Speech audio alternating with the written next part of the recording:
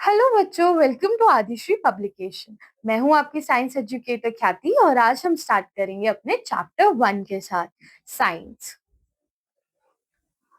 हमारे चैप्टर का नाम है आर सराउंडिंग्स। आर सराउंडिंग्स में हम लोग क्या पढ़ेंगे? कोई भी ऑब्जेक्ट जो हमारी सराउंडिंग में प्रेजेंट होता है हम उसके बारे में पढ़ेंगे।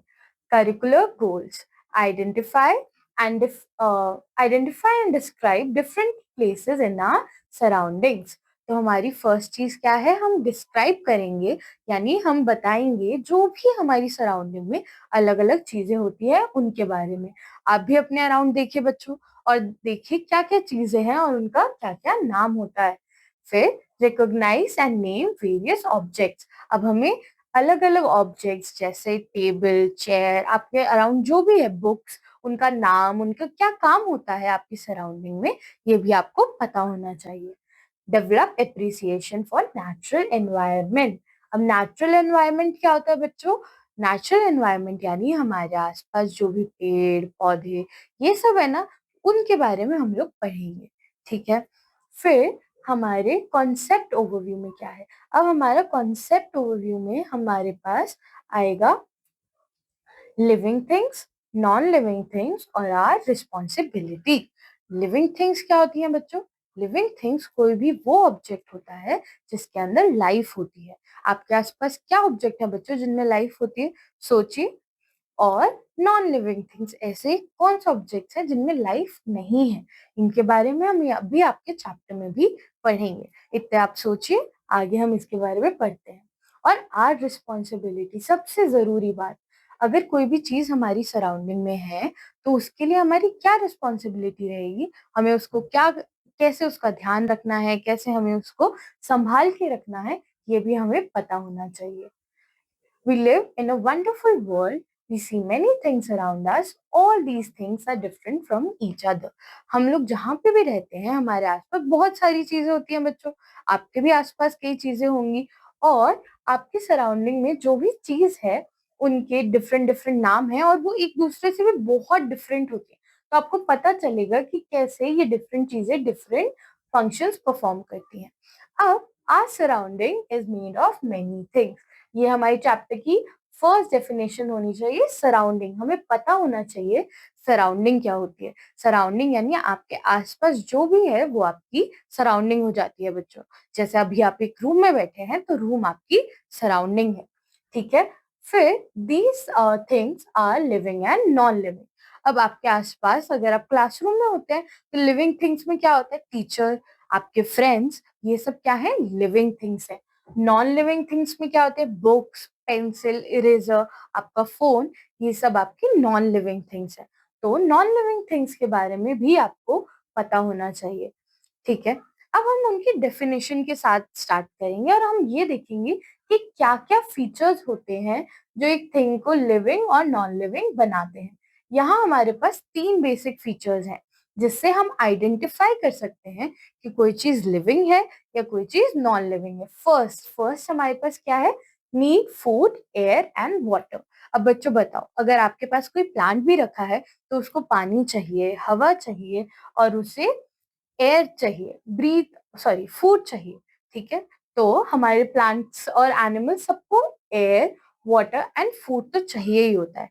तो हमारी कोई भी लिविंग थिंग इन तीन चीजों के बिना सरवाइव नहीं कर पाएगी।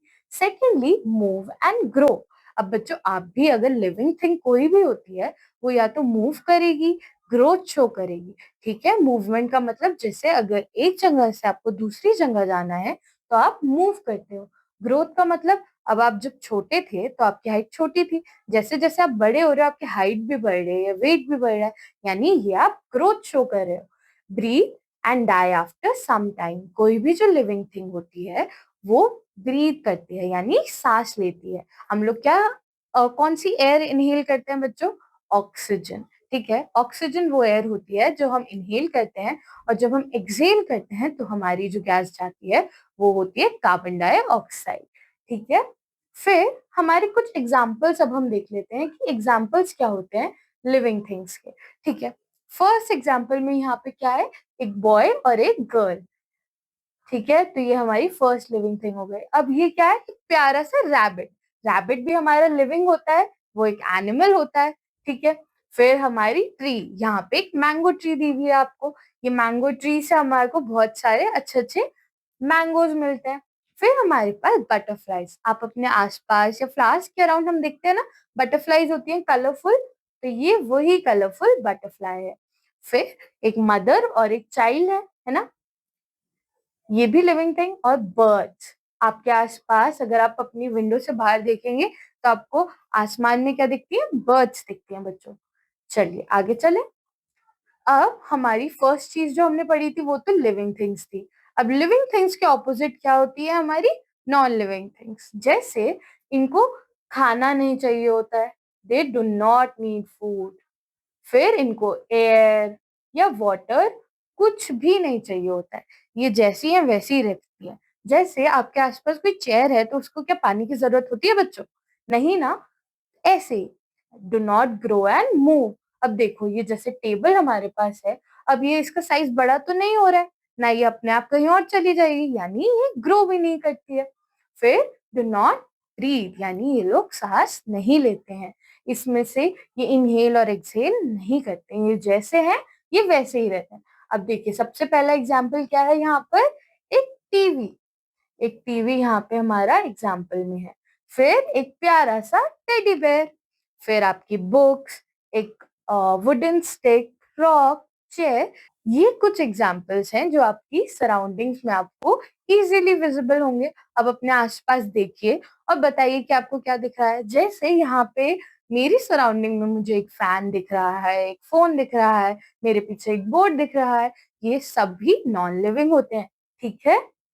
चलिए आगे देखें कुछ, इन्होंने क्या क्या एग्जाम्पल दिए थे, bench, book, TV, stick, etcetera. ये कुछ एग्जाम्पल्स हो गए। अब मैंने आपसे बोला था ना, हमारी भी इन चीजों के टुवर्ड्स कुछ रिस्पॉन्सिबिलिटी यानी कुछ जिम्मेदारी होती है। आपको अपनी चीजों को संभाल के रखना चाहिए, है ना। जैसे अगर आपके पास कोई भी बुक है, उससे पढ़ने के बाद उसे साइड में अच्छे से संभाल के रखें, ताकि आप उसे आगे भी यूज कर पाए। We are also part of our surroundings, मतलब जो भी हमारे पास है हम भी उसका एक पार्ट ही है। So it is our responsibility to keep our surroundings clean, यानी आपको अपने पास जो भी सराउंडिंग है उसको साफ रखना चाहिए। अगर आप स्टडी टेबल पे बैठे हैं तो अपने टेबल को साफ रखिए, स्कूल जा रहे हैं तो स्कूल को साफ रखिए, ठीक है बेटा। We must do the following activities to keep our surroundings clean. हमें अपनी सराउंडिंग्स को क्लीन करने के लिए क्या क्या करना चाहिए, ग्रो मोर प्लांट्स। अगर आपके आसपास ग्रीनरी होगी, प्लांट्स होंगे, तो क्या करते हैं, कार्बन डाइऑक्साइड हटा देते हैं ना एनवायरमेंट से, तो प्लांट्स बहुत जरूरी है। Second, we should not make our school, house और रोड्स डर्टी। हमें आसपास कभी भी अगर आप कहीं से भी आ रहे हो तो डस्टबिन के अलावा कहीं पे कूड़ा नहीं फेंकना है, क्योंकि उससे हमारी सराउंडिंग्स डर्टी होती है ना बेटा। तो अपना जो भी कूड़ा है उसको एक डस्टबिन में ही डालें। We should keep our nearby places clean. आपके आसपास जो भी एरिया आपका है, अगर आप छोटे भी हैं तो आपको अभी से रिस्पॉन्सिबिलिटी रहनी चाहिए कि आप अपना रूम, अपना बैग सब कुछ क्लीन रखेंगे। We should throw away waste into a dustbin. सबसे इम्पोर्टेंट, डस्टबिन में कूड़ा डालना है, डस्टबिन के आसपास नहीं, डस्टबिन के अंदर जाके अच्छे से कूड़ा डालना है, ताकि किसी को भी प्रॉब्लम ना हो। की टेक अवेज, अगर हम इस चैप्टर को रिवाइज करें एक बार बच्चों, तो इसमें क्या है, हम एक बहुत अच्छे प्यारे से वंडरफुल वर्ल्ड में रहते हैं, ठीक है। जैसे आप लोग वंडरफुल हैं, हमारी दुनिया भी बहुत वंडरफुल है। Living things have life in them. Living things के अंदर जान होती है। Now non living things do not have life in them. Non living things जो होती हैं उनके अंदर जान नहीं होती है। We must keep our surroundings clean. तो ठीक है बेटा, आज अपनी सराउंडिंग्स को साफ करने के लिए आप अपने आसपास कोई भी कूड़ा है उसे अभी उठाइए और डस्टबिन में डाल दीजिए, ठीक है बेटा। ओके बच्चों, मैं होप करती हूँ कि आपको ये चैप्टर समझ आया होगा। तब तक के लिए आप ये चैप्टर रिवाइज कीजिए और मैं आपको मिलूंगी आपके नेक्स्ट चैप्टर के साथ। Okay bye.